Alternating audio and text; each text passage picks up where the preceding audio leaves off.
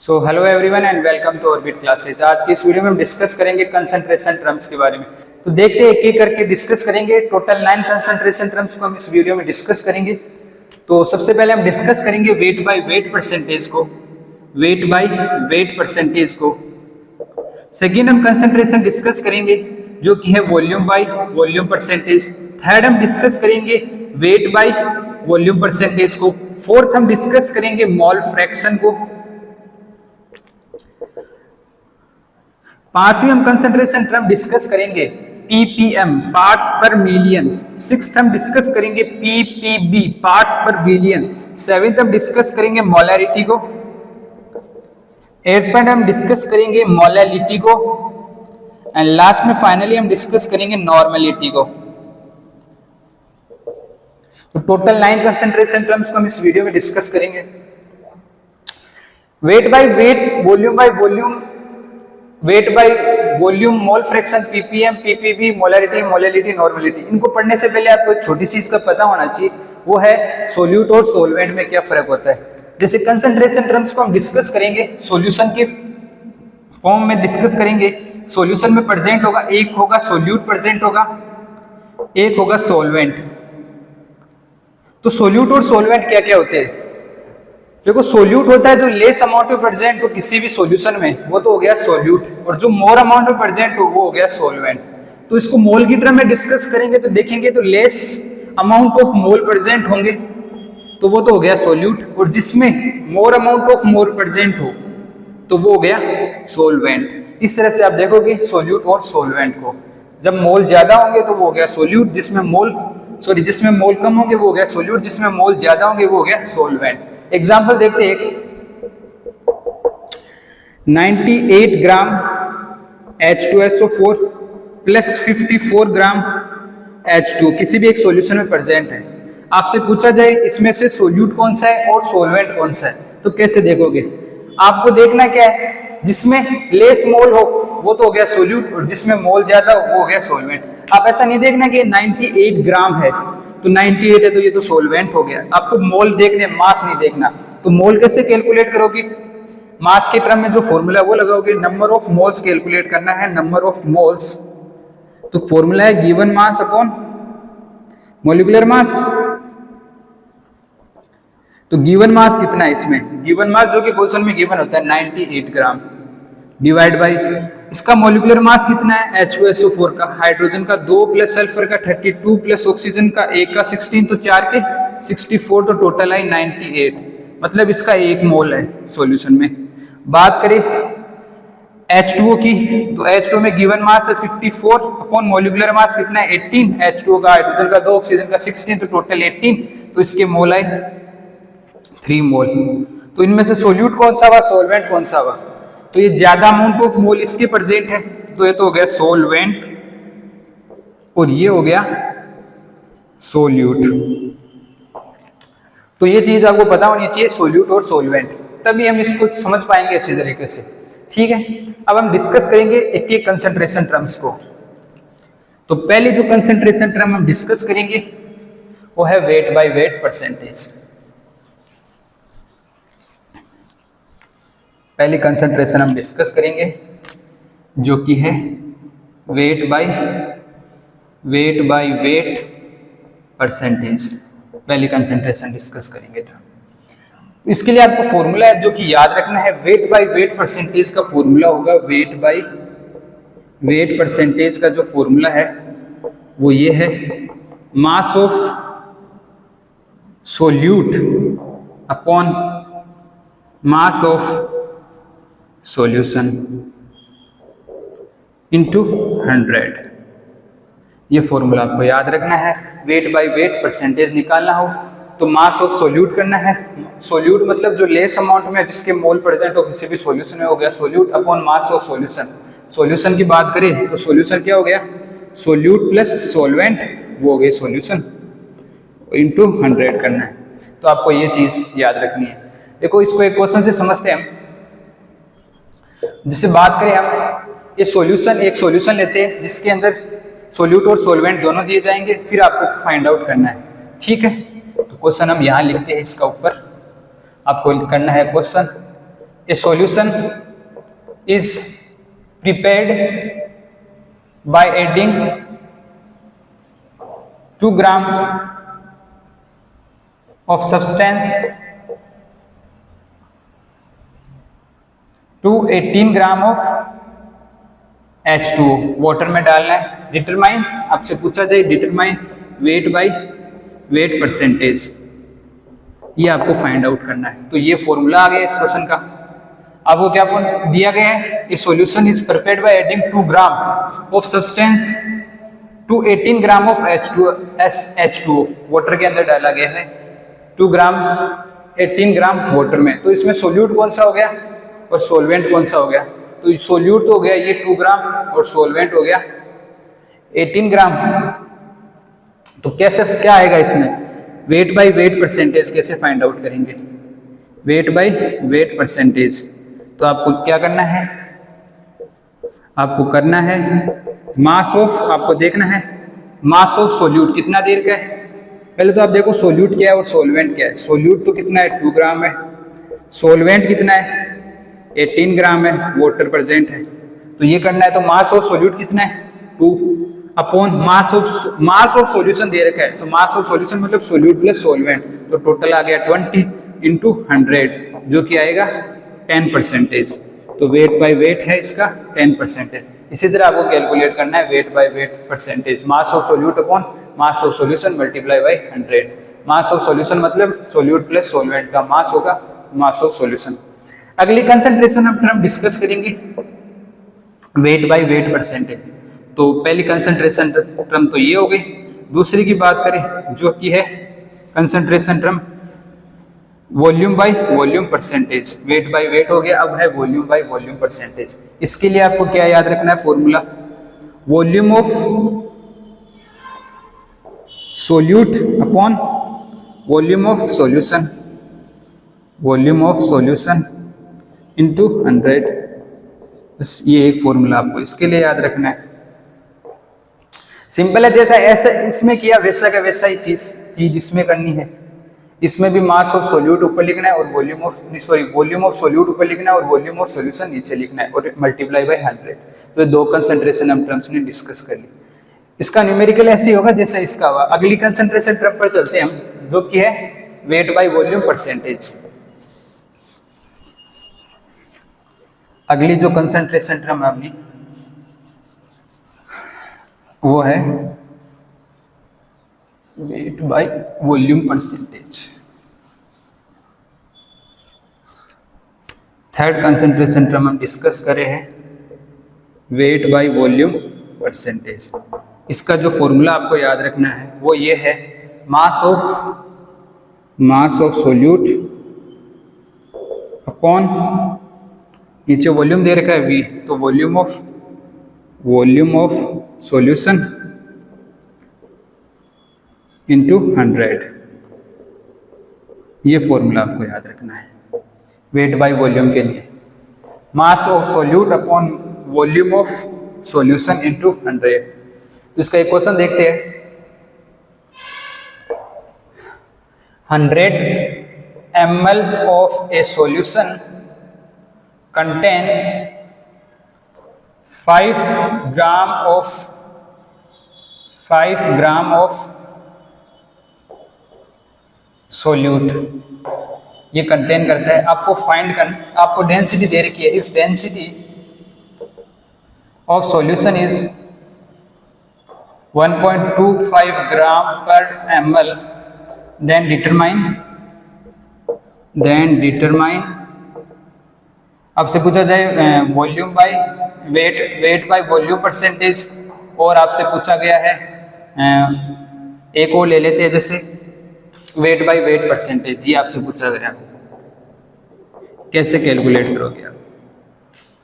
आपसे पूछा गया है वेट बाय वॉल्यूम परसेंटेज, साथ के साथ आपसे पूछा गया है वेट बाय वेट परसेंटेज। तो आपको ये कैलकुलेट करना है इसके लिए, ठीक है। तो वीडियो को पॉज करो, पहले आप करो फिर हम करते हैं यहाँ, ठीक है। तो इसमें दो चीज पूछी गई, एक तो वेट बाय वॉल्यूम और वेट बाय वेट, जिसका हमने फॉर्मूला भी पहला फॉर्मूला यही देखा था पहली कंसंट्रेशन टर्म का। तो इसमें गिवन क्या है, 100 ml ऑफ सॉल्यूशन दे रखा है, वॉल्यूम दे रखी है आपकी बार सॉल्यूशन की कितनी, वॉल्यूम ऑफ सॉल्यूशन गिवन है कितनी 100 ml, ठीक है। कंटेन 5 ग्राम सोल्यूट, सोल्यूट भी दे रखा है जो लेसर अमाउंट में हो, इतना 5 ग्राम। If density of solution is 1.2 ग्राम पर ml then determine weight by volume। तो weight by volume कैसे लिखोगे, ये रहा formula, mass of solute upon volume of solution. तो weight by volume जो आएगा वो मास ऑफ सोल्यूट कितना है 5 ग्राम अपॉन वॉल्यूम ऑफ सॉल्यूशन कितना है 100 मल्टीप्लाई बाय 100, ये फॉर्मूला यूज करना है। मास ऑफ सोल्यूट 5 ग्राम दे रखा है, वॉल्यूम ऑफ सॉल्यूशन 100 ml दे रखा है, तो ये आएगा 5%। तो वेट बाय वॉल्यूम आ गया 5%। अब हम निकालते हैं वेट बाय वेट परसेंटेज। तो वेट बाय वेट परसेंट का क्या फॉर्मूला था, वेट बाय वेट परसेंटेज का यहाँ लिखते हैं mass of solute upon mass of solution, mass of solution, ये फॉर्मूला था। तो हमारे पास है मास ऑफ सोल्यूट तो गिवन है, मास ऑफ सोल्यूट तो कितना है 5 ग्राम, तो मास ऑफ सोल्यूट तो है 5 ग्राम अपॉन मास ऑफ सॉल्यूशन नहीं पता हमको, क्यों, यहाँ तो मास नहीं वॉल्यूम दे रखा है क्वेश्चन में 100 ml ऑफ सॉल्यूशन मतलब वॉल्यूम दे रखा है। अब इसको आपको मास में कैसे कन्वर्ट करोगे इस वॉल्यूम को, इसलिए आपको इस क्वेश्चन में डेंसिटी दे रखी है, इसकी हेल्प से आपको कन्वर्ट करना है। तो आपको डेंसिटी का फॉर्मूला पता होगा, डेंसिटी होती है मास अपॉन वॉल्यूम, ठीक है। आपको वॉल्यूम पता है, डेंसिटी पता है, तो आप मास ऑफ सॉल्यूशन निकालोगे। तो ये तो मास ऑफ सॉल्यूशन क्या आएगा, डेंसिटी को वॉल्यूम से मल्टीप्लाई करना है, तो डेंसिटी कितनी दे रखी है 1.25 ग्राम पर ml multiply by volume of solution कितना दे रखा है 100 ml। तो ml से ml कैंसिल हो गया, तो ये आएगा 125 ग्राम, ठीक है। तो वेट ऑफ सॉल्यूशन कितना आ गया 125 ग्राम मल्टीप्लाई बाय 100, ठीक है। तो ये हमारे पास वेट बाय वेट परसेंटेज आ गया। इसको सोल्व करें तो क्या आएगा, ये 25 से ये 4 टाइम्स गएगा, ये 5 टाइम्स गएगा, ये 5 से, तो ये आ गया 4% वेट बाय वेट परसेंटेज, ठीक है। इसका आप स्क्रीनशॉट ले सकते हो। फिर हम आगे चलते हैं अगली कंसंट्रेशन टर्म्स पर, ठीक है। अब हम डिस्कस करेंगे फोर्थ जो कंसंट्रेशन टर्म है मोल फ्रैक्शन को। इसके हमने क्वेश्चन देख लिए, इस वेराइटी के भी देख लिए। जब आपको वॉल्यूम दे रखा हो सॉल्यूशन का, आपको मास ऑफ सॉल्यूशन फाइंड करना है, तो आपको डेंसिटी का फॉर्मूला यूज करना है, ठीक है। अब हम चलते हैं अगले कंसंट्रेशन टर्म पर जो कि है मोल फ्रैक्शन।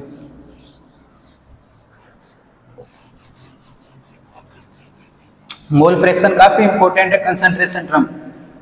मोल फ्रैक्शन का आप use parts and pressure find out करोगे, उसमें भी यूज आएगा ये, ठीक है। अगली चौथी कंसंट्रेशन टर्म है मोल फ्रैक्शन। इसको हम एग्जांपल से समझते हैं। लेट्स से कोई कंटेनर है जिसमें A एंड B गिवन है।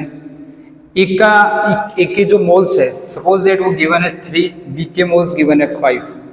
आपसे पूछा जाए मोल फ्रैक्शन, मोल फ्रैक्शन को रिप्रेजेंट जीटा से करते हैं, जीटा A, जीटा B, ये रिप्रेजेंट करने का तरीका जीटा C, जीटा, इससे हम इसको रिप्रेजेंट करते हैं मोल फ्रैक्शन।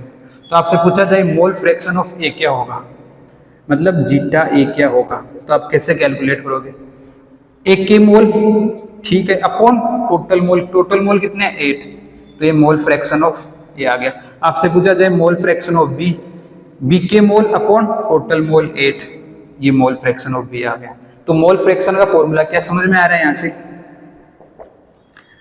मोल फ्रैक्शन का क्या समझ में आ रहा है, moles of A plus moles of A plus moles of B, ये चीज समझ में आ रही है यहाँ से। इसी तरह आपसे पूछा जाए जीटा B क्या आ रहा है, तो moles of B upon moles of A plus moles of B, ये चीज आ रही है यहाँ से, जीटा A और जीटा B। कई बार बुक्स में इसको इससे भी रिप्रेजेंट किया होता है, कई में नीटा से। ये रिप्रेजेंटेशन का तरीका हो गया मोल फ्रैक्शन को। इन दोनों का सम देखो क्या आ रहा है, एक इंपॉर्टेंट टर्म आ रही है, इन दोनों का हम सम करेंगे ना, zeta A plus zeta B क्या आएगा, इन दोनों को ऐड करोगे तो नीचे वाला जो है वो तो सेम रहेगा, ऊपर वाले moles of A plus moles of B आ जाएगा, ये कट हो जाएगा तो ये रिजल्ट आएगा 1, जो कि एक इम्पोर्टेंट रिजल्ट है। ये काफ़ी बार क्वेश्चंस में यूज होता है, हम इसके क्वेश्चन देखेंगे अभी मोल फ्रैक्शन के, उसमें काफ़ी यूज हो गई ये चीज़। ठीक है, zeta A plus zeta B is equals to 1। अगर इसी तरह आपको ऐसे दिया हो, अगर सपोज दैट सी भी दिया हो जिसकी कंसंट्रेशन मोल दे रखे हो 2 मोल दे रखे हो, तो अब जीटा ए और जीटा बी और जीटा सी कैसे कैलकुलेट करेंगे? आपको कैलकुलेट करना है mole fraction of A, mole fraction of B, mole fraction of C. कैसे कैलकुलेट करो? तो मोल फ्रैक्शन ऑफ ए क्या आएगा? 1 के मोल अपॉन टोटल मोल कितने हैं? टोटल मोल 3 + 5 + 2 जो कि है 10। बी के मोल कितने हैं? 5 अपॉन टोटल मोल, ए के मोल, बी के मोल और सी के मोल कितने हैं? 10। Zeta C mole fraction of C, C के मोल अपॉन टोटल मोल जो कि है 10। और इन तीनों का आप सम करोगे, इन तीनों का सम करोगे ना, zeta A mole fraction of A, mole fraction of B, mole fraction of C, तो रिजल्ट 1 आएगा हमेशा। चाहे डी और कुछ और भी हो आगे गिवन हो तो उनका रिजल्ट जो कैलकुलेट करोगे तो मोल फ्रैक्शन का हमेशा 1 आता है। तो ये रहा मोल फ्रैक्शन के बारे में। ठीक है, अब हम डिस्कस करेंगे अगली कंसंट्रेशन टर्म्स है पीपीएम और पीपीबी। फिर हम चलेंगे मोलैरिटी, मोलैलिटी और नॉर्मलिटी। ये तीनों कंसंट्रेशन टर्म्स सबसे ज़्यादा इंपॉर्टेंट है, साथ में ये मोल फ्रैक्शन वाले भी। ठीक है, तो अगली कंसंट्रेशन टर्म हम डिस्कस करेंगे पीपीएम, पार्ट्स पर मिलियन। तो मोल फ्रैक्शन के लिए आपको ये याद रखना है, जिसके भी आपको कैलकुलेट करने उसके मोल ऊपर रखने अपॉन टोटल मोल, बस इतनी चीज याद रखनी है आपको। अब देखते हैं अगली कंसंट्रेशन टर्म्स जो कि है पीपीएम, पार्ट्स पर मिलियन। इसको डिस्कस करते हैं। मिलियन कितना होता है? 10⁶ मिलीनियर, मतलब 10 लाख, उसको कहते हैं मिलीनियर। ठीक है, तो इसका फॉर्मूला क्या होता है? Ppm, mass of solute upon mass of solution. ये फॉर्मूला तो आपने कहीं देखा होगा, अभी हमने डिस्कस किया था, वेट बाय वेट परसेंटेज का यही फॉर्मूला था। ठीक है, इसके मल्टीप्लाई में 100 था, जबकि इसमें मल्टीप्लाई में 10⁶ हो जाएगा। 1 मिलियन मतलब 10 लाख, 10 लाख में मतलब 10⁶। तो ये फॉर्मूला हो गया पीपीएम का। मास ऑफ सोल्यूट ऊपर लिखना है, mass of solution means mass of solute plus solvent नीचे लिखना है इंटू 10⁶। अब अगली कंसंट्रेशन टर्म है वो है पीपीबी, वो भी इस तरह ही है, पार्ट्स पर बिलियन, पार्ट्स पर बिलियन। अगली कंसंट्रेशन टर्म ये है। ठीक है, इसका क्या फॉर्मूला होगा? पार्ट्स पर बिलियन। बिलियन मतलब कितने होते हैं? 10⁹ 100 करोड़, 100 करोड़ होते हैं, उसको कहते हैं बिलियनियर। ये वो बिलियन मतलब 10⁹ तो इसका फॉर्मूला क्या आएगा? Mass of solute upon mass of solution into 10⁹ ये इसका फॉर्मूला आ जाएगा पीपीएम। ये पीपीएम का फॉर्मूला हो गया, ये पीपीबी पार्ट्स पर बिलियन का फॉर्मूला हो गया। इसका आप स्क्रीनशॉट ले लो, फिर हम तीनों इंपॉर्टेंट जो कंसंट्रेशन टर्म्स है इनको हम डिस्कस करेंगे 1 बाय 1। ठीक है, तो अब हम चलते हैं अगली कंसंट्रेशन टर्म जो कि है मोलैरिटी, मोलैलिटी और नॉर्मलिटी पर, जो कि काफी इंपॉर्टेंट है।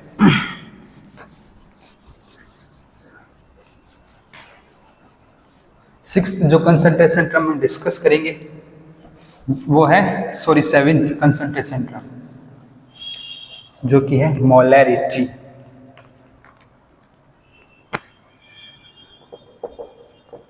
मोलैरिटी रिप्रेजेंट करते हैं इसको कैपिटल एम से।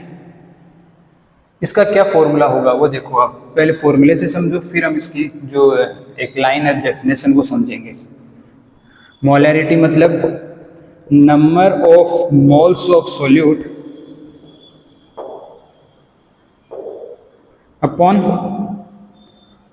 Volume of solution in litre. ये फॉर्मूला है मोलैरिटी का। इसको कैसे समझेंगे?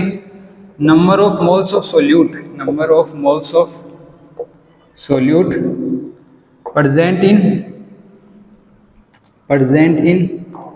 1 litre of solution, 1 litre of solution. ये इसको समझने का तरीका हो गया।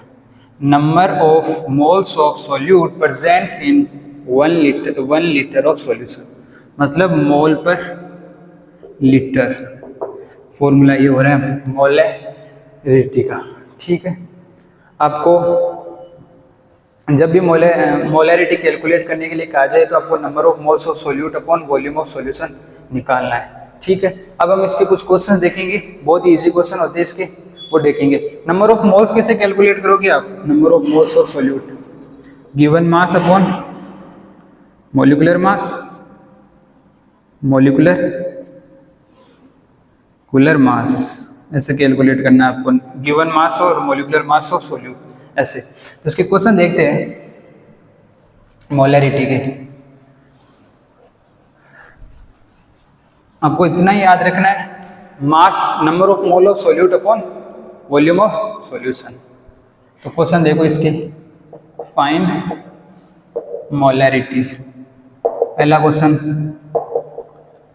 40 ग्राम NaOH डिजोल्व हो रहा है, dissolve in 250 ml of solution.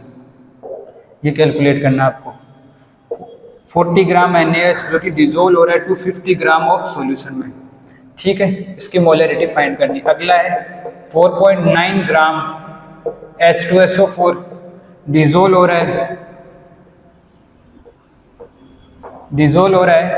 500 centimetre cube of solution. तो आपको फाइंड क्या करना है? मोलैरिटी। ठीक है, ये सब आपको कैलकुलेट करना है। तो आपको पता होगा इसको हमको किस में लेना है? जो फॉर्मूला देखा था, number of moles of solute upon volume of solution in litre. इसको लीटर में लेना है, जबकि ये ml में है, ये सेंटीमीटर क्यूब में है। तो 1 लीटर में कितने ml? 1000 ml। ठीक है, 1 लीटर में कितने सेंटीमीटर क्यूब? 1000 centimetre cube. ये कन्वर्जन हो गया।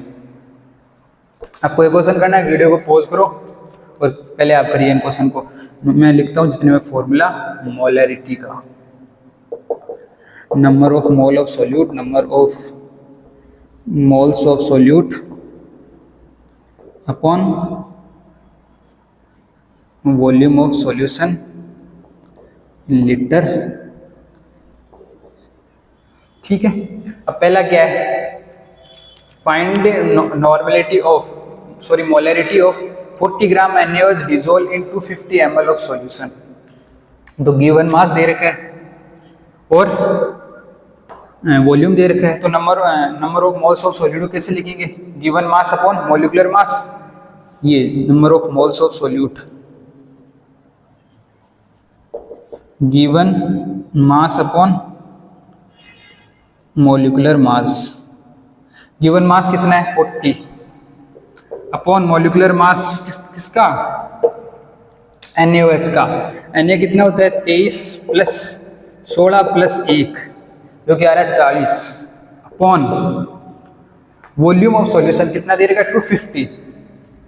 250 ml। ml में दे रखा है तो लीटर में कैसे कन्वर्ट करेंगे? 1000 से डिवाइड कर देंगे, 0 से 0 कैंसिल आउट हो गया, ये गया 5 बार, ये 5 ऊपर चला जाएगा तो ये आ जाएगा 5 मोल। तो इसकी मोलैरिटी आ गई 5 मोलैरिटी इसकी 5। ठीक है, इसकी मोलैरिटी आ गई पहले की 5 मोलैरिटी। अब आप अगला कैलकुलेट करते हैं। अगला भी यही फॉर्मूला है same. Molarity number of moles of solute upon volume of solution. Number of moles को कैसे लिखेंगे? Given mass upon molecular mass. तो गिवन मास कितना है? 4.9 ग्राम upon mass of molecular mass. तो इसका मोलिकुलर मास कितना है? हाइड्रोजन का 2, सल्फर का 32 प्लस ऑक्सीजन 4 है तो 64 हो गए।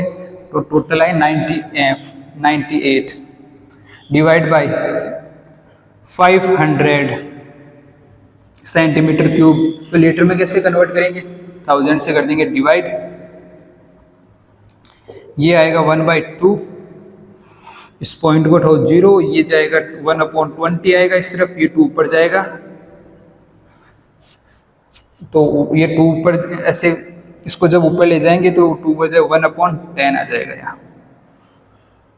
ठीक है, ये कट हो जाएगा, ये 2 टाइम्स कट हो रहा है 49 से। ठीक है, 9 और ये पॉइंट हटा तो यहाँ 0 आ गया, 20 आ गया, और ये 2 पर 1/10, तो इसकी ये आ गई। ठीक है, ये इसको 0.1 भी लिख सकते हो आप। ठीक है, ये इसकी मोलरिटी आ गई 0.1। ठीक है, अब आगे और क्वेश्चन देखते हैं। जब आपको मास के टर्म में आपको कैलकुलेट करने के लिए कहा जाए तो आप कैसे कैलकुलेट करोगे?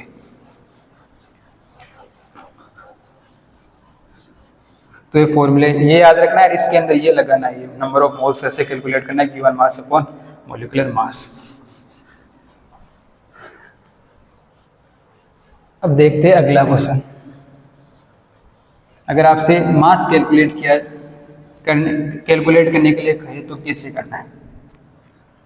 अगला क्वेश्चन है find mass of Na2CO3 present in 100 ml of 3 molar solution। ये कैलकुलेट करना आपको। ठीक है, तो आपके पास अब की बार आपको मोलरिटी दे रखी है, तो कैलकुलेट कैसे करोगे? मोलरिटी गिवन है कितनी? 3 molar. Number of moles of solute upon volume of solution, volume of solution भी दे रखा है। अपन को क्या कैलकुलेट करना है? गिवन मास कैलकुलेट करना है, ये यहाँ। तो गिवन मास अपन को कैलकुलेट करना है, उसको x मान लेते हैं। इस चीज को ये इसका ये फॉर्मूला है, ये number of moles of solute. तो गिवन मास अपन को कैलकुलेट करना है। मॉलिक्यूलर मास कितना है? N2CO3 का। N2 कितना होता है? 1 का। सोडियम का 23, तो टोटल हो गए 2 है तो 46 प्लस कार्बन का 12 प्लस एक ऑक्सीजन का 16, तो 3 के 48, तो ये टोटल आ गया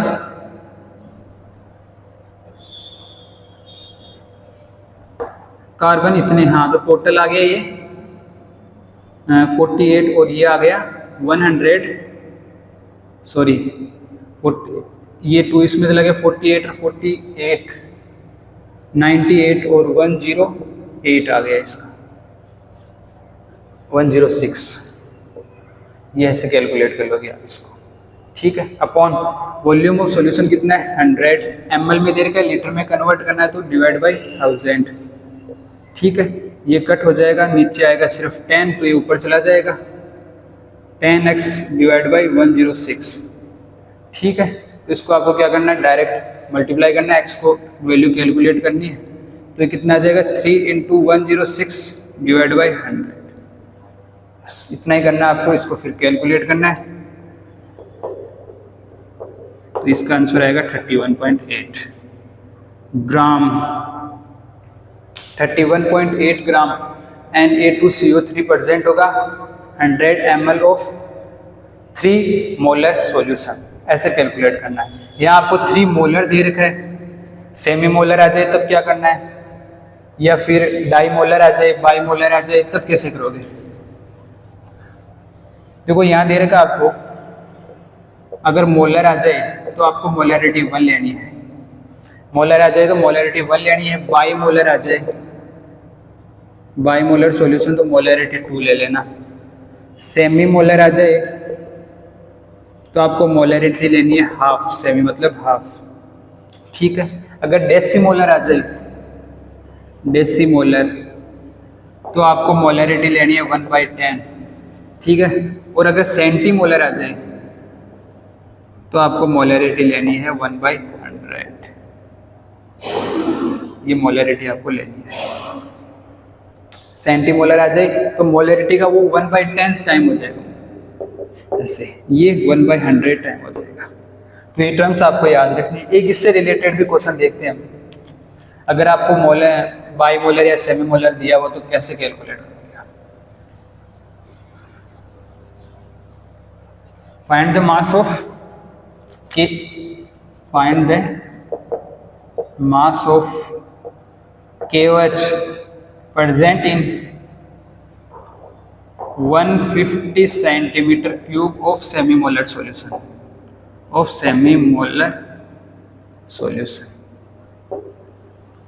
क्यों यार आपको सेमी मोलर दिया गया, सेमी मोलर मतलब मोलरिटी आपको हाफ दे रखी है,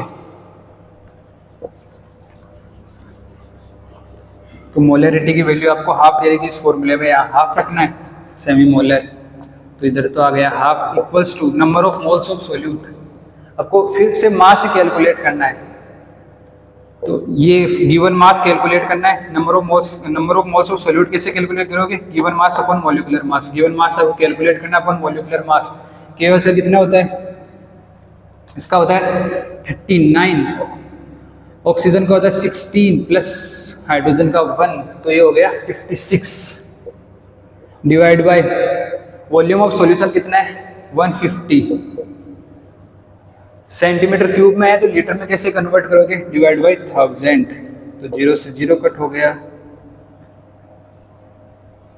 इसको आप और कैलकुलेट करोगे तो ये कितनी बार कैलकुलेट 15, ये 3 टाइम्स, ये जाएगा 20, ये ऊपर चली जाएगी ये टर्म, तो 20x बाई 56 इंटू 3 ये आएगा आपके पास, इसको जब कैलकुलेट करोगे तब।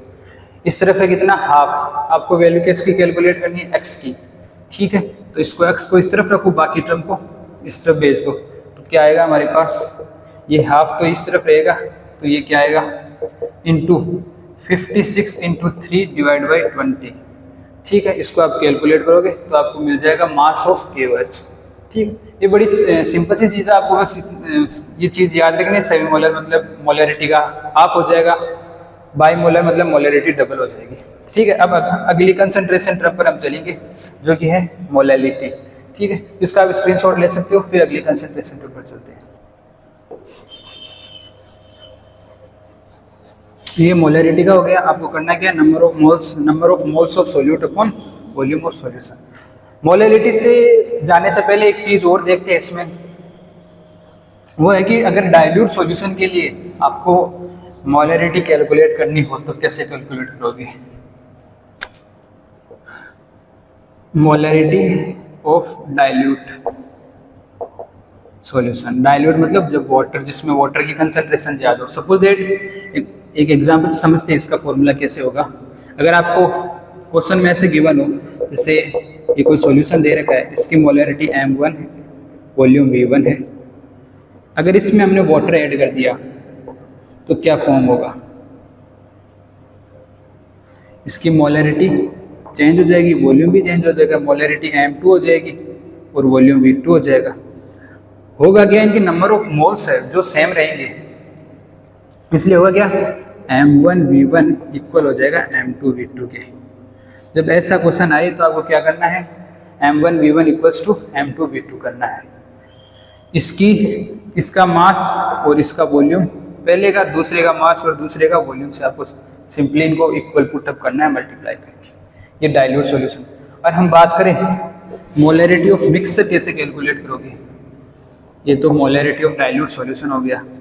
अगर आपसे पूछे मोलरिटी ऑफ मिक्सर, मतलब जैसे एक कंटेनर है ये, एक कंटेनर है ये, इनको एक कंटेनर में पुटअप कर दिया, जैसे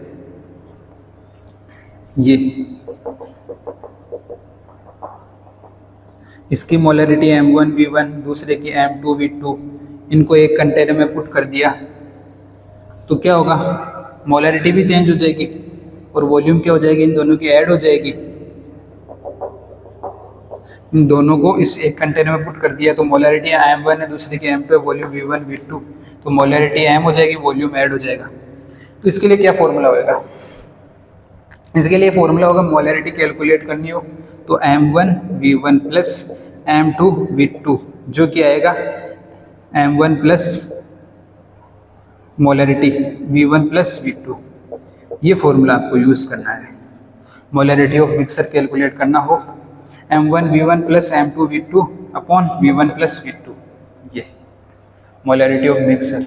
अगर आपको एग्जाम्पल के तौर पे दिया हो, कोई भी एग्जाम्पल लेते हैं, जैसे इसका आपको एक क्वेश्चन लेते हैं, जैसे एक मिक्सर गिवन हो जिसकी मोलरिटी 0.5 हो और एंड वॉल्यूम जिसकी 10 लीटर दे रखी हो, और दूसरा एक मिक्सर है जिसकी मोलरिटी 1 मोलर हो और उसका वो लीटर दे रखा है 5 लीटर वॉल्यूम दे रखा है। तो आपको कैलकुलेट करनी है इनका मिक्सर की मोलरिटी, मिक्सर की मोलरिटी,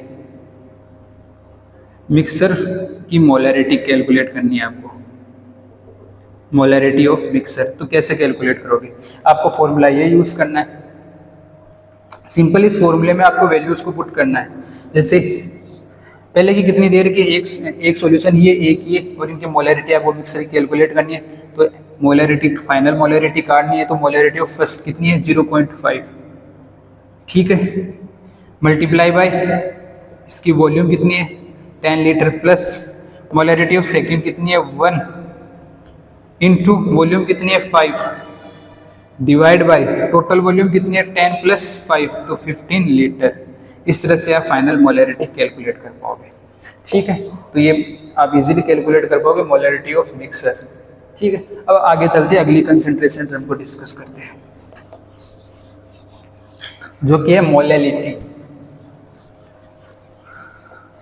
अगली जो कंसंट्रेशन टर्म है वो है मोलैलिटी, मोलैलिटी। मोलैलिटी क्या होती है, इसको हम स्मॉल m से रिप्रेजेंट करते हैं। पहले इसका फॉर्मूला देखो, आप मोलैरिटी कैलकुलेट करनी हो तो आपको फॉर्मूला लगाना है number of moles of solute divide by mass of solvent. यहाँ मास ऑफ सोलवेंट आएगा वो भी इन केजी में लेना है। ये फॉर्मूला आपको यूज़ करना है जब आपको मोलरिटी कैलकुलेट करनी हो। Number of moles of solute upon mass of solvent. अगर आपको मास ऑफ सॉल्यूशन गिवन हो, सपोज दैट एग्जांपल लेते हैं, जैसे आपको 100 litre mass of solvent given, आपको 100 ग्राम दे रखा हो मास ऑफ सोलवेंट, ठीक है, और आपको मास ऑफ सोल्यूट भी गिवन हो, तो इन टोटल क्या क्या होगा, मास ऑफ सॉल्यूशन आ जाएगा। जैसे एक ये दे रखा हो, सपोज दैट ये दे रखा हो, सॉल्यूशन का दे रखा हो 100 ग्राम सॉल्यूशन है और 10 ग्राम इसमें है सोल्यूट, तो आपको कैलकुलेट करना है suppose that mass of solvent. तो क्या होगा, इन दो सॉल्यूशन में से सोल्यूट माइनस कर दोगे तो उसके आ जाएगा आपके पास सोलवेंट, तो ये कितना आ जाएगा 90 ग्राम। इसका एक क्वेश्चन देखते हैं जिससे आपको और क्लियर होगा। तो इसके लिए क्या मोलैरिटी आपसे पूछे, व्हाट इज मोलैलिटी, तो number of moles of solute present in 1 kg of solvent, number of moles of solute present in 1 kg of solvent. ये चीज आपको याद रखनी है, ठीक है। अब इसका एक क्वेश्चन देखते हैं। आपसे पूछा जाए 20 ग्राम NaOH जो कि डिजोल्व होगा इन 100 ग्राम सॉल्यूशन, तो find its molality, find its molality. कैसे कैलकुलेट करोगे, तो आपको कैलकुलेट करना है तो ये फॉर्मूला यूज करना है, मोलैरिटी कैलकुलेट करनी है, फाइंड इट्स मोलैरिटी आपको कैलकुलेट करनी है। तो number of moles of solute कैसे कैलकुलेट करोगे, गिवन मास अपॉन मोलिकुलर मास। गिवन मास कितना है, इसका गिवन मास कितना है 20 ग्राम अपॉन मोलिकुलर मास, सोडियम का कितना है 23 प्लस ऑक्सीजन का 1 प्लस ऑक्सीजन का 16 प्लस हाइड्रोजन का 1, तो टोटल आ गया 40 gram divide by 40 upon mass of solvent in KG. यहाँ क्या दे रखा है, ग्राम में दे रखा है। 1 kg में कितने ग्राम होते हैं 1000 ग्राम, ठीक है। तो यहाँ क्या आएगा 100 डिवाइड बाई ग्राम में दे रखा है, तो केजी में कन्वर्ट करना है तो इसको डिवाइड कर देंगे 1000 से, तो ये कितना आया 10 और ये कितना आया 2, तो ये ऊपर चला जाएगा 10/2 जो क्या आएगा 5। तो इसकी क्या आई मोलैलिटी क्या आई 5। ठीक है, इस तरह से आपको कैलकुलेट करना है मोलैलिटी के क्वेश्चंस को। ठीक है, अब हम अगली कंसंट्रेशन टर्म जो कि है नॉर्मेलिटी उसको डिस्कस करते हैं।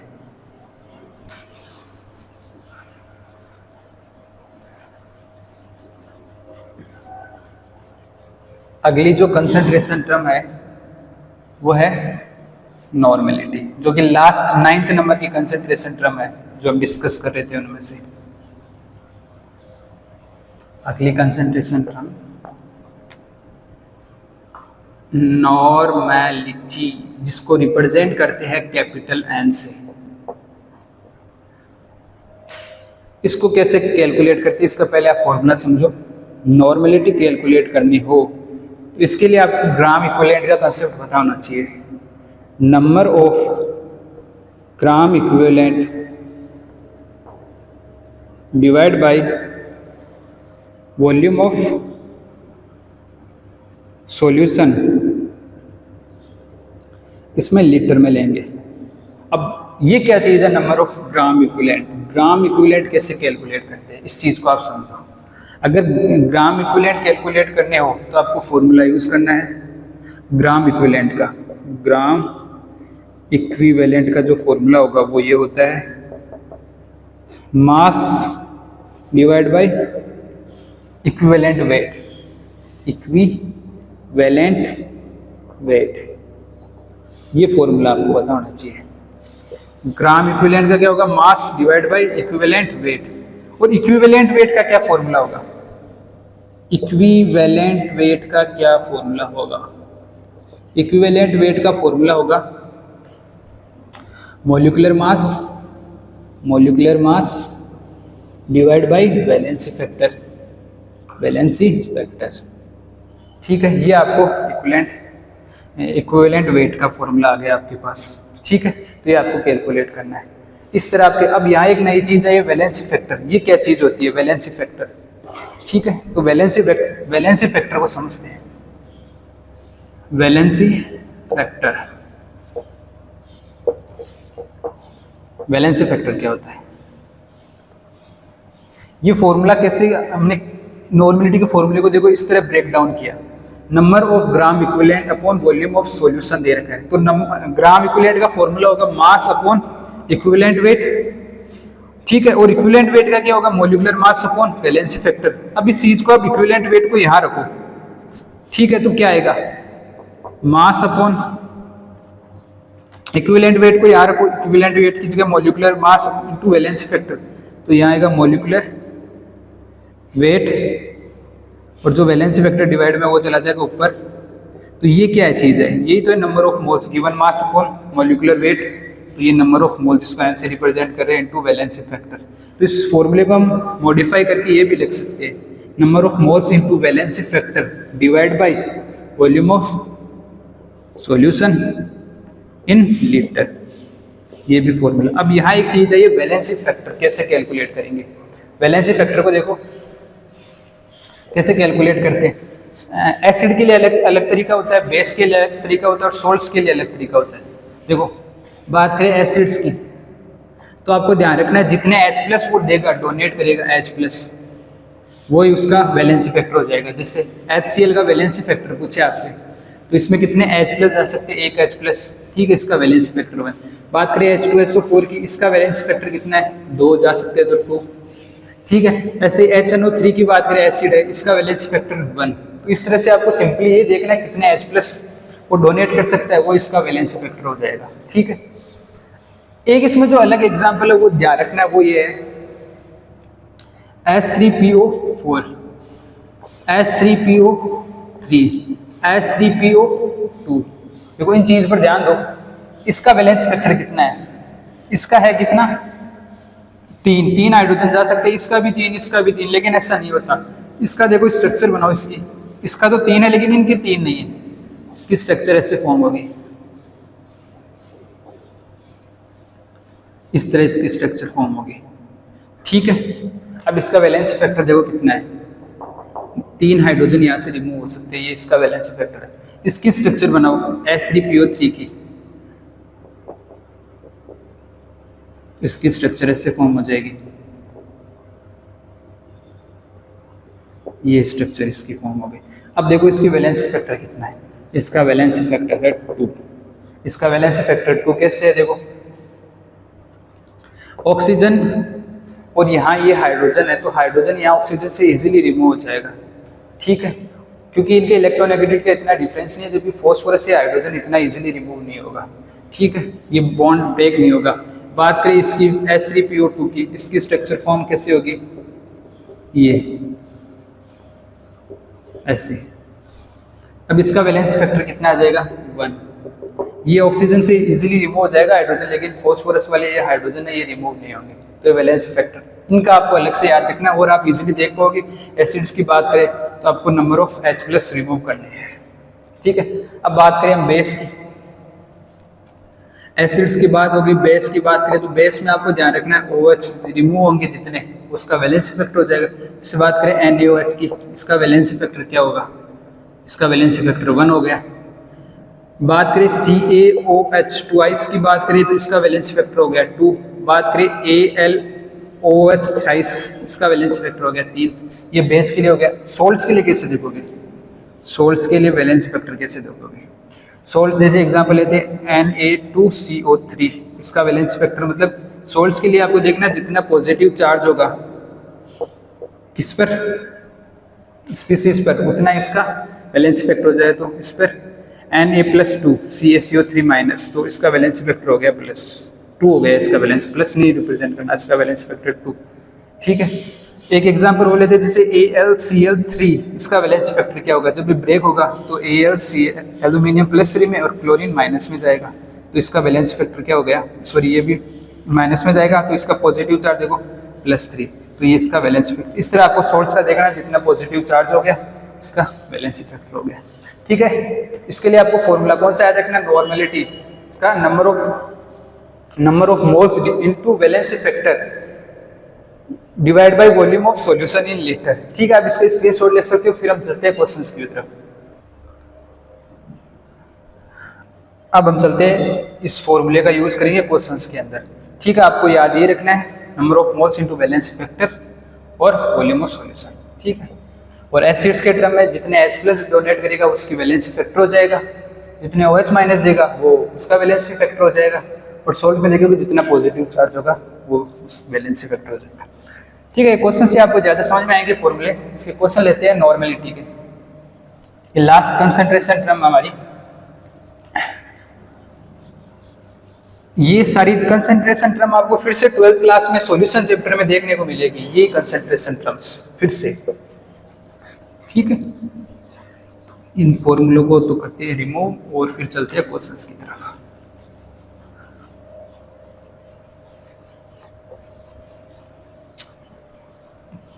क्वेश्चन है नॉर्मेलिटी का, if 0.98 gram of H2SO4 are present in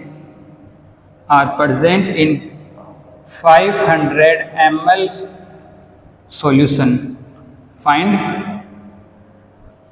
normality।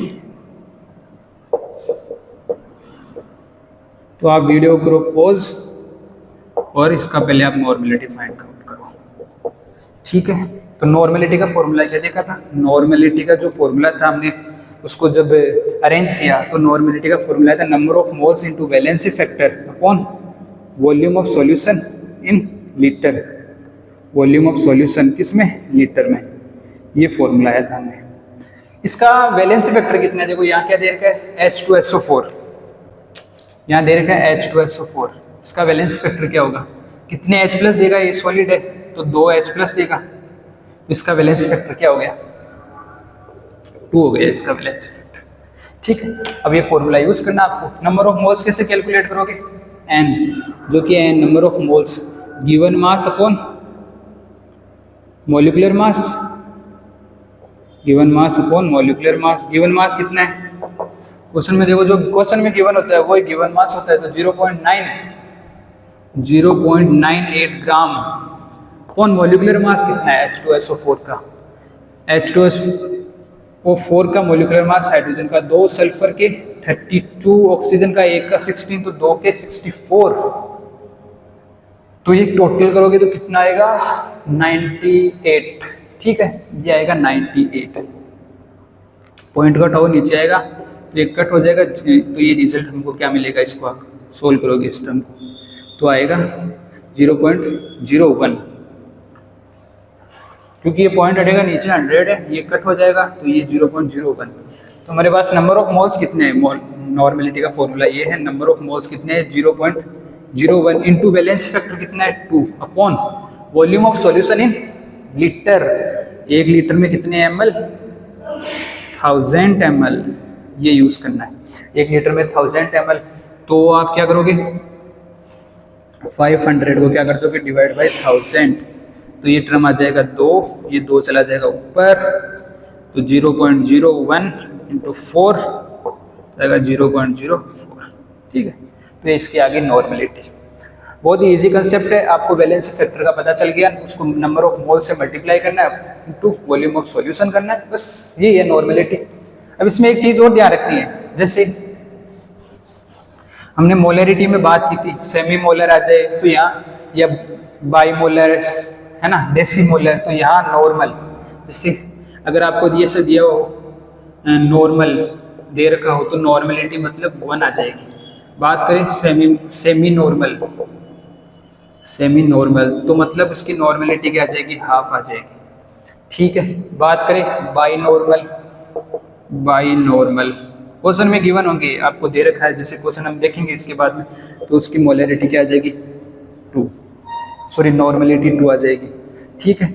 अगर ऐसा ही दे रखा हो सेंटी नॉर्मल या फिर डेसी नॉर्मल तो क्या आ जाएगी नॉर्मेलिटी, इसकी डेसी मतलब 1/10, सेंटी मतलब 1/100, ठीक है। बाई नॉर्मल, ट्राई नॉर्मल हो तो नॉर्मेलिटी 3 हो जाएगी, ऐसे पेंटा नॉर्मल तो नॉर्मेलिटी 5 हो जाएगी। ये क्वेश्चन में आपको गिवन होगी, ठीक है। तो इसका एक क्वेश्चन देखते हैं जिससे आपको और क्लियर हो इस चीज के बारे में।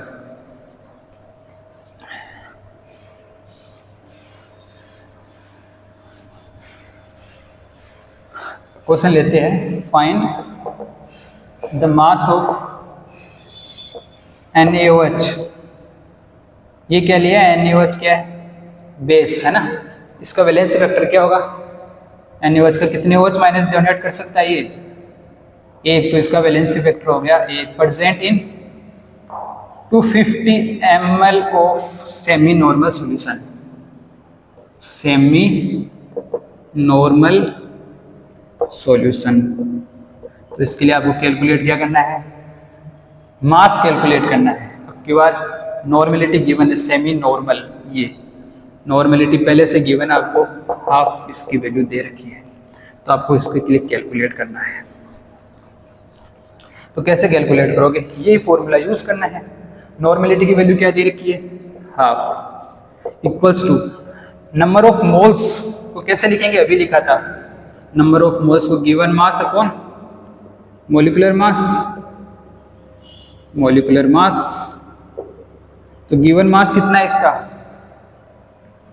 गिवन मास जो कि कैलकुलेट करना अपॉन मोलिकुलर मास। NaOH का मोलिकुलर मास कितना है, Na का तो हो गया 23 प्लस ऑक्सीजन 1 प्लस ऑक्सीजन के 16 और हाइड्रोजन का 1, तो टोटल आ गए 40 अपॉन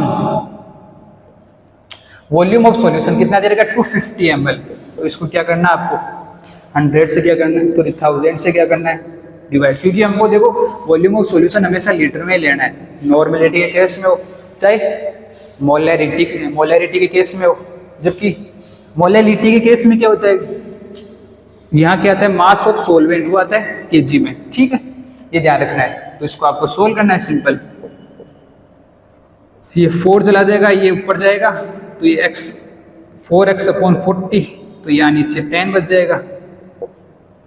तो x की वैल्यू क्या आ जाएगी, ये जब क्रॉस मल्टीप्लाई करोगे तो ये 10 इस तरफ चला जाएगा, तो 10/2 5 ग्राम, मतलब find the mass of NaOH present in 250 ml of semi molar solution. तो कितना है 5 ग्राम NaOH प्रेजेंट है 250 ml of solution of semi normal solution के अंदर।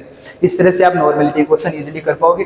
नॉर्मेलिटी को कैलकुलेट करना है तो number of moles into valency factor upon volume of solution. अब हम तीनों फॉर्मूले थे, नॉर्मेलिटी, मोलैलिटी और नॉर्मेलिटी, मोलैलिटी, और इनको हम कैलकुलेट एक साथ करेंगे। पहला ये तो नॉर्मेलिटी के आ गया, मोलैरिटी देखेंगे, मोलैलिटी देखेंगे, और ये नॉर्मेलिटी का तो लिखा हुआ ही है।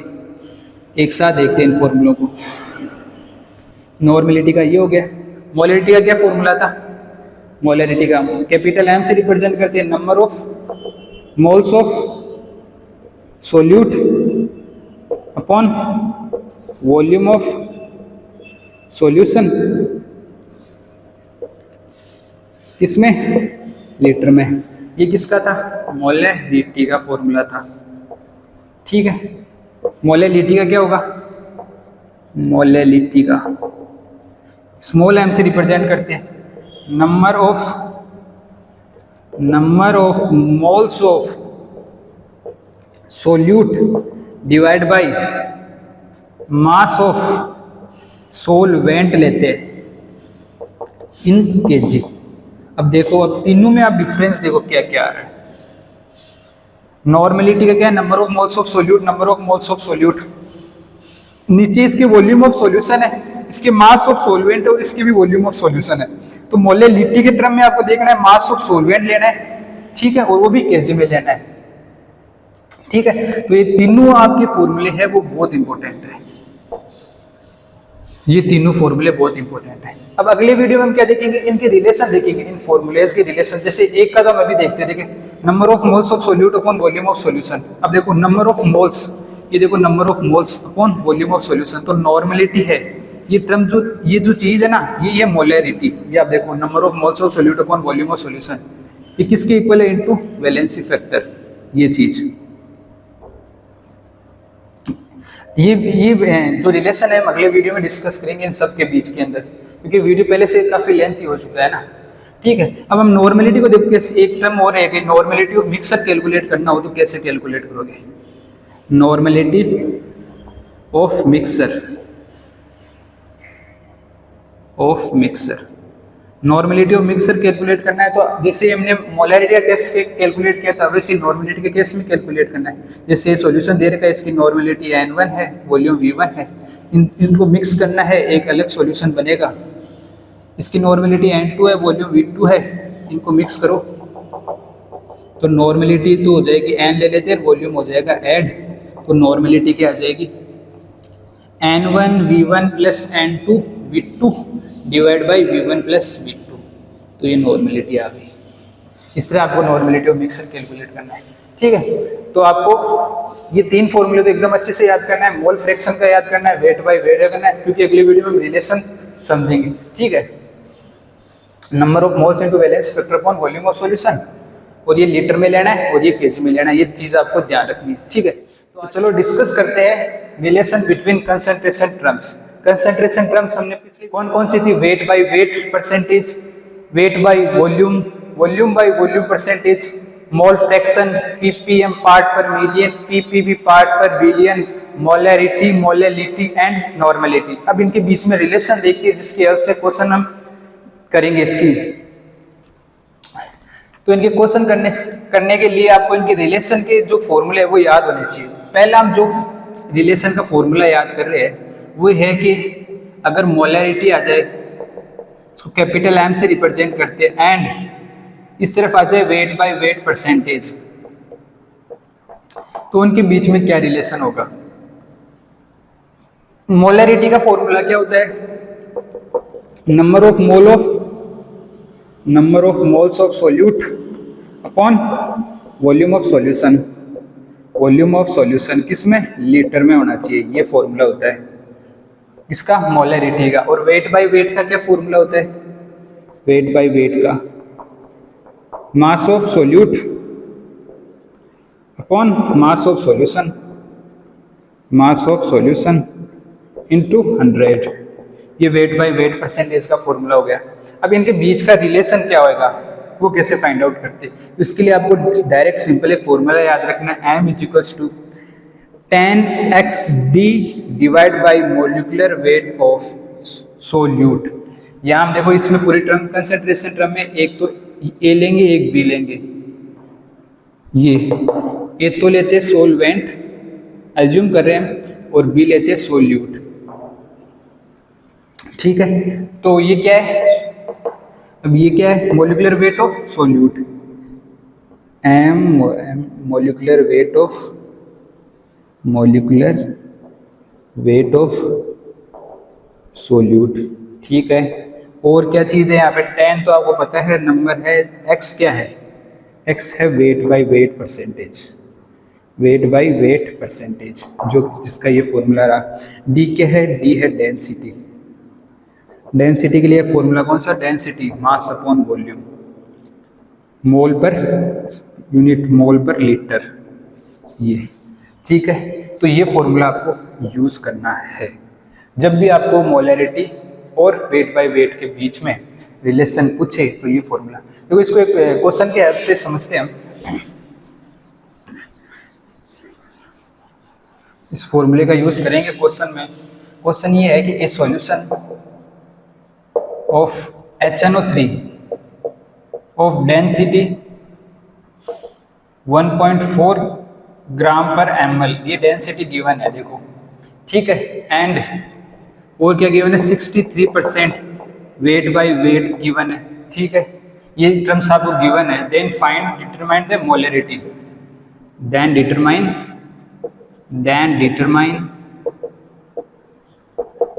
The molarity of HNO3 solution.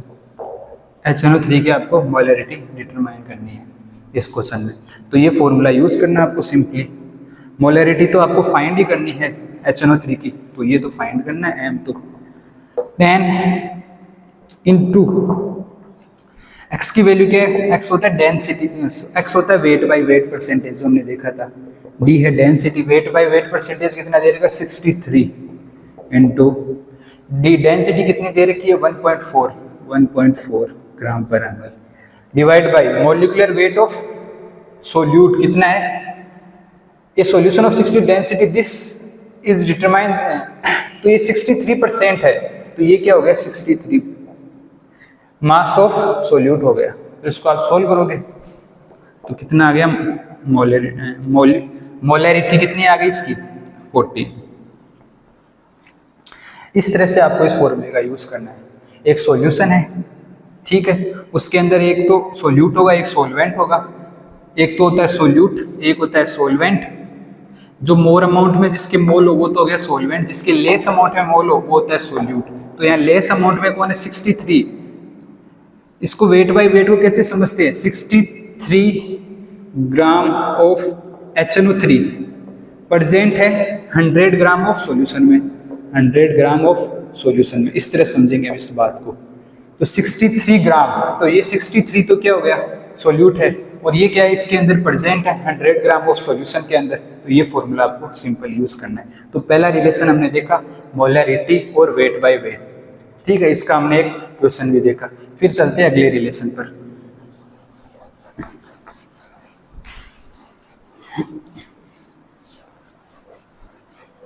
अगला रिलेशन देखेंगे मोलैलिटी और मोल फ्रैक्शन के बीच में।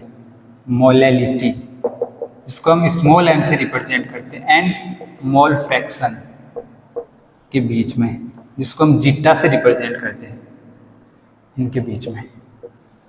तो मोलैलिटी क्या होता है, जो हमने लास्ट वीडियो में देखा था मोलैलिटी, लिंक डिस्क्रिप्शन में दे रही है अगर आपको डिटेल में कंसंट्रेशन टर्म्स को समझना है तो।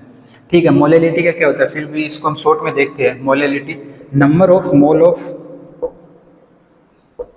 Solute divide by mass of solvent, किसमें, इन केजी, केजी के अंदर लेना है। ये तो हो गया मोलैलिटी। मोल फ्रैक्शन को कैसे करते हैं, मोल फ्रैक्शन जिसके फाइंड आउट करने उसके ऊपर लिखने अपॉन जिसके टोटल मोल लिखते हैं, है ना। जैसे अपन मोल फ्रैक्शन जैसे ए एंड बी के कैलकुलेट करने हैं अपन को, तो नंबर ऑफ ए के कैलकुलेट करने, तो number of moles of A upon total mole A और बी के, number of moles of A and B, A और प्लस बी दोनों के ऐड। और इस तरह मोल फ्रैक्शन ऑफ बी कैसे कैलकुलेट करेंगे, number of moles of B divide by number of moles of A plus B, इस तरह से ये कैलकुलेट करने का तरीका हो गया। ठीक है, इस तरह से आपको अब इनके बीच में क्या रिलेशन है इसके लिए आपको फॉर्मूला कौन सा याद करना है। इसके लिए सिंपल फॉर्मूला है molarity is equal to zeta B upon zeta A multiply by 1000 divide by molecular weight of solvent, ये याद रखना है। ये फॉर्मूला आपको यूज करना है, ये जीटा ए है ये formula. Molarity equals to zeta B upon zeta A multiply by 1000 molecular weight of solvent. Solvent मतलब जिसका नंबर ऑफ मोल्स सॉल्यूशन में ज़्यादा होता है, सॉल्वेंट। ठीक है, अब इसके हम क्वेश्चन देखते हैं मोलैरिटी और मोल फ्रैक्शन के बीच में। ठीक है, ये फॉर्मूले का आपको यूज़ करना है। जैसे हम एक यहाँ क्वेश्चन देखते हैं, आपको पूछा जाए find zeta B of 1 molal aqueous solution. ये क्वेश्चन छोटा सा क्वेश्चन है, ये पूछा जाए 1 मोलल, मैंने लास्ट वीडियो में बताया था 1 मोलल है तो मोलैरिटी की वैल्यू क्या आ जाती है 1, तो मोलैलिटी की, तो यहाँ मोलैलिटी दे रखी है, मोलैलिटी क्या है 1, इसकी वैल्यू दे रखी है ऑलरेडी। हमको कैलकुलेट करना है zeta B, zeta B calculate करना है जीटा बी, लेकिन जीटा ए की वैल्यू इस क्वेश्चन में नहीं दे रखी, इंटू 100,000 भी पता है, अपॉन जीटा ए नहीं बताइए, upon molecular weight of solvent, यहाँ सॉल्वेंट के एक्वस सॉल्यूशन मतलब H2O, तो यहाँ क्या लेंगे H2 है तो 18, इसका मोलिकुलर वेट H2 का, ऑक्सीजन का 16 और 2 हाइड्रोजन के 1 2 हो गए, तो टोटल 18 हो गए। अब हमको जीटा ए की वैल्यू नहीं पता, मोल फ्रैक्शन ऑफ कैसे कैलकुलेट करते, zeta A plus zeta B, इन दोनों को आप ऐड करो, इन दोनों को आप ऐड करोगे तो 1 आएगा। देखो ये नीचे वाली टर्म तो दोनों की सेम रहेगी, number of moles of A plus number of moles of B, ये कट होके 1 आ जाएगा। तो यहाँ से जीटा ए को क्या लिख सकते हैं हम, यहाँ से जीटा ए को हम लिख सकते हैं 1 equals to zeta B, zeta A को लिखेंगे, इस जीटा ए को निकालना है तो जीटा ए की वैल्यू पुट करनी है तो 1 माइनस जीटा बी लिख दे, 1 minus zeta B multiply by 1000 divide by 18, इस तरह से करना है। कैलकुलेट करनी है हमको जीटा बी की वैल्यू, तो इस टर्म को पूरी को इस तरफ लेके आ जाओ और फिर जीटा बी की, इसको आप सोल्व करोगे तो ये आएगा 55.5।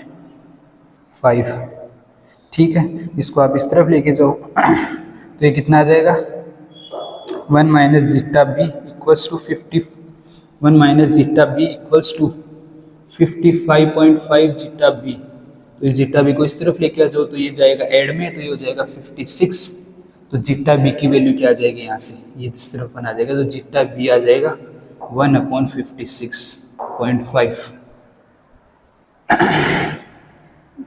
ये आ जाएगा जीटा बी। इस तरह से आपने क्या कैलकुलेट किया,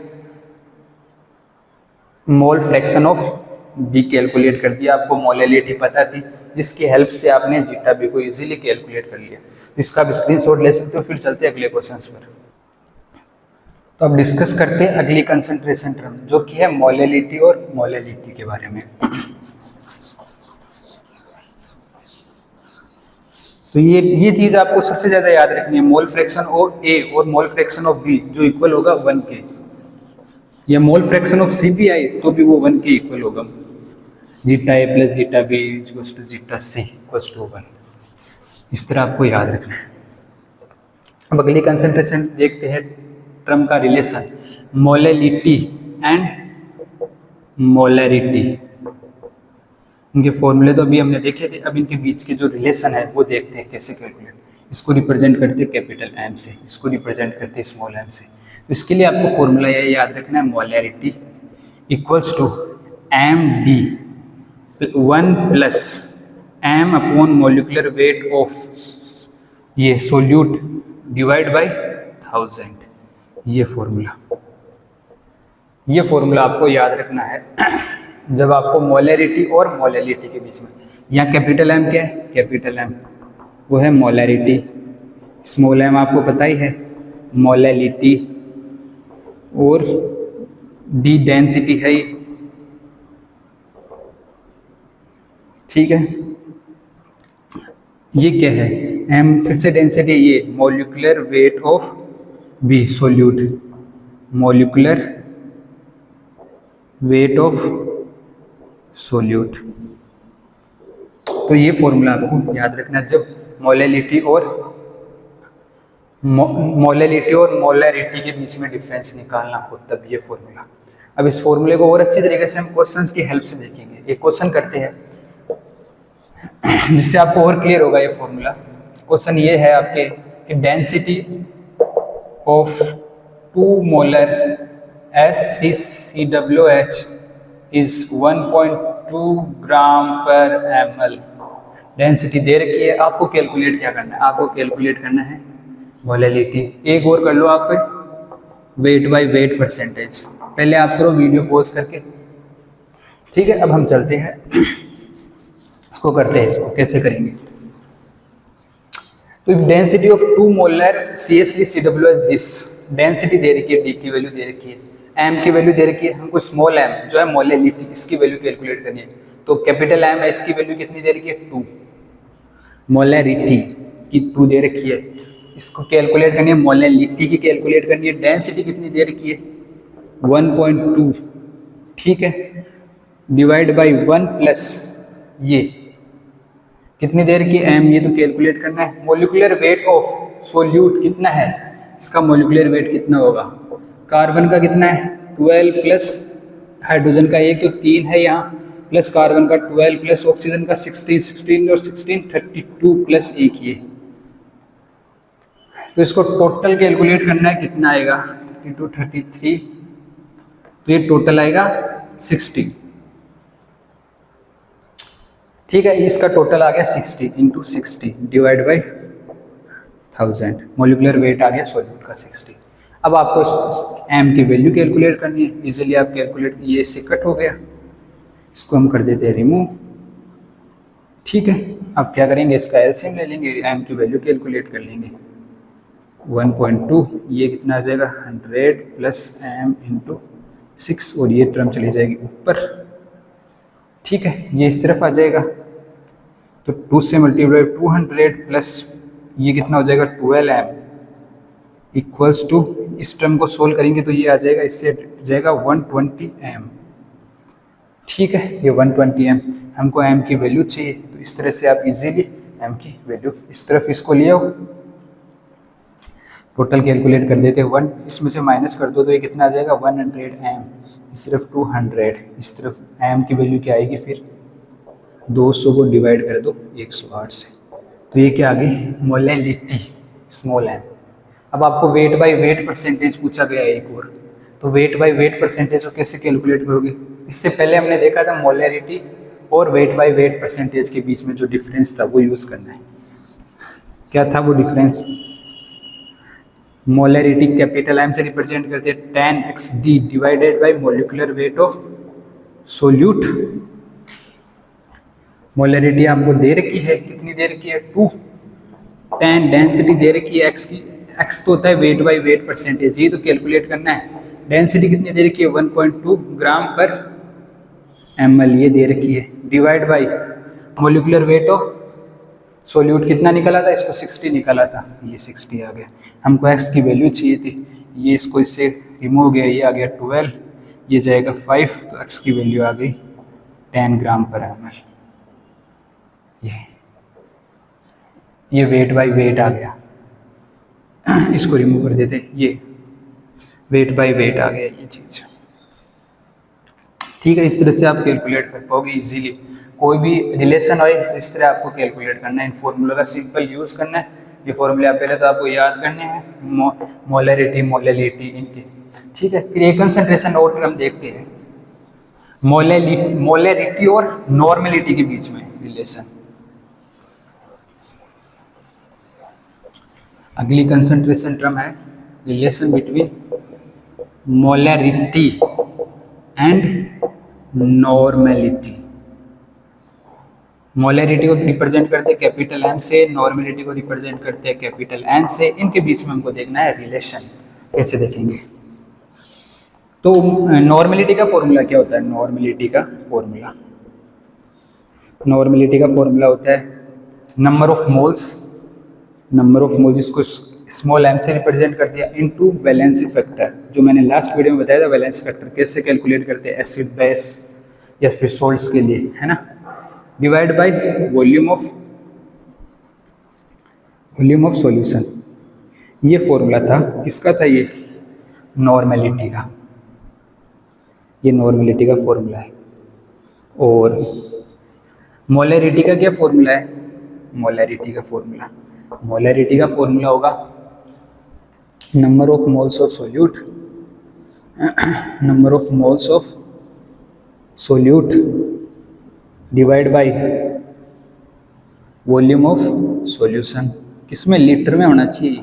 अब देखो इन दोनों फॉर्मूलों को आप कंपेयर करो, ये आपको चीज़ यहाँ दिखाई दे रही होगी, ये चीज़ number of moles divide by volume of solution, ये चीज़ आपको दिखाई दे रही होगी। तो नॉर्मेलिटी को क्या लिखेंगे हम, normality equals to molarity into valency factor, ये चीज़ आ गई। Normality equals to molarity into valency factor. Valency factor कैसे कैलकुलेट करते हैं, शॉर्ट में बता दूं मैं आपको। जैसे किसी भी एसिड दे रखा है, HCl दे रखा है, ये एसिड है, तो एसिड के लिए कैसे कैलकुलेट करोगे, जितने H+ दे सकता है वो उसका वैलेंसी फैक्टर हो गया, इसका 1 हो गया। जैसे बात करें H2SO4 की, ये कितने H+ दे सकता है, 2। इस तरह HNO3 कुछ भी ले लो आप, ये 1 दे सकता है, ठीक है, इस तरह। ये तो एसिड का हो गया। अब देखते हैं बेस के लिए कैसे दोगे, OH-, तो CaOH ट्वाइस, तो ये 2 दे सकता है OH-। बात करें AlOH थ्राइस, ये कितने दे सकता है, 3। NaOH कितने दे सकता है, 1। OH कितने दे सकता है, ये वैलेंसी फैक्टर आ गया। इसकी वैलेंसी फैक्टर की वैल्यू 1, इसकी 2, 1, इसकी 2, 3, 1, ऐसे। सोल्स के लिए कैसे कैलकुलेट करोगे, सोल्स के लिए जितना उस पर पॉजिटिव चार्ज होगा उसका वैलेंसी फैक्टर। जैसे एक एग्जांपल लेते हैं Na2CO3, तो इसका वैलेंसी फैक्टर इस पर कितना आ जाएगा, +2। जब इसको ब्रेक डाउन होगा तो Na+2, तो ये देखोगे आप। तो ये वैलेंसी फैक्टर इस कैलकुलेट करना है। सिंपली आपको मोलैरिटी नॉर्मेलिटी पूछे तो मोलैरिटी पता हो तो इसको वैलेंसी फैक्टर से मल्टीप्लाई कर दो, वो नॉर्मेलिटी आ जाएगी। देखो इसको एक क्वेश्चन से देखते हैं, एक क्वेश्चन लेते हैं इसका, find normality of 0.4 molar M H3PO4 solution. ये दे रखा है आपको, इसके लिए आपको कैलकुलेट करनी है नॉर्मेलिटी। ये तो आपको सिंपल यही फॉर्मूला यूज़ करना है, normality equals to molarity. Molarity कितनी है, 0.4 इनटू वैलेंसी फैक्टर। कैसे कैलकुलेट करोगे इसका, जितने H+ दे सकता है, कितने H+ दे सकता है, ये 3 H+ दे सकता है, तो इसका वैलेंसी फैक्टर आ गया 3। देखो इसकी स्ट्रक्चर बनाओगे ऐसे फॉर्म होगी, ये तो 3 हाइड्रोजन ये रिमूव हो सकते हैं, तो इसका वैलेंस फैक्टर 3। तो इसकी नॉर्मेलिटी क्या आ जाएगी, इसकी नॉर्मेलिटी आ जाएगी 1.2। ठीक है, ये नॉर्मेलिटी आ गई। आज के लिए इतना ही, मिलते हैं अगले वीडियो में, तब तक के बाय, थैंक यू।